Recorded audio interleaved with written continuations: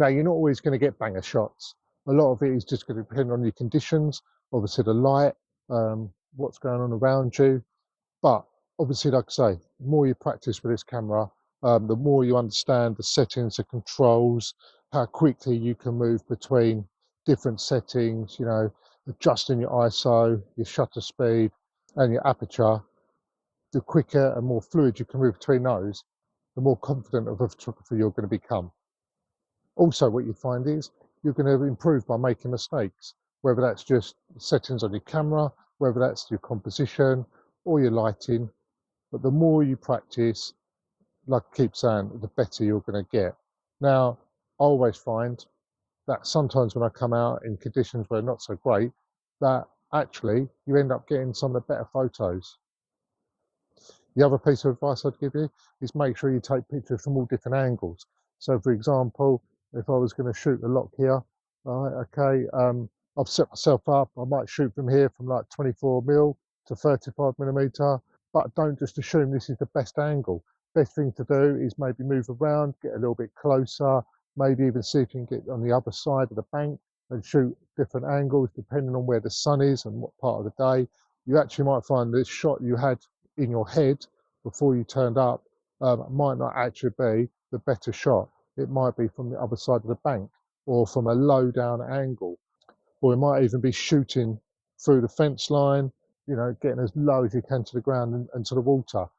It is all about just practice. There's no set routine, there's no set composition.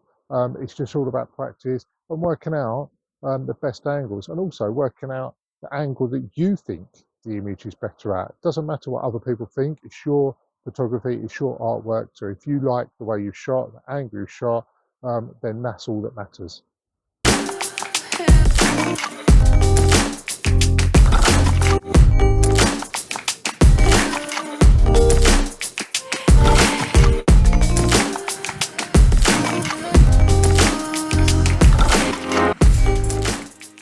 So there might also be times when you come out to shoot and the scenery you think you're going to get, you haven't got. So I was literally hoping the water was going to be pouring over the edge here, so I could get some lovely sort of long exposure shots of the water coming over the fall.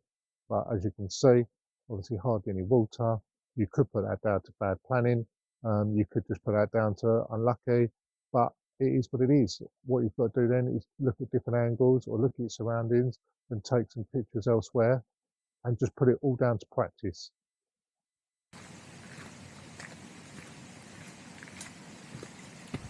I suppose to round up, what I'm trying to say is practice makes perfect. Like in any specialism, enjoy it, get out, use your camera, learn the settings, become one with your camera.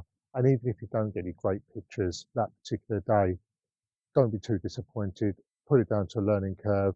I guarantee every time you go out, there'll be at least one or two decent pictures that you'll be fairly happy with. But again, it's all good practice, even if you use those pictures that you're not particularly happy with to practice editing and be a bit creative in that way. You might come up with something that you really, really like that you didn't think you'd get at the beginning of the day. So get out as much as possible and enjoy your craft.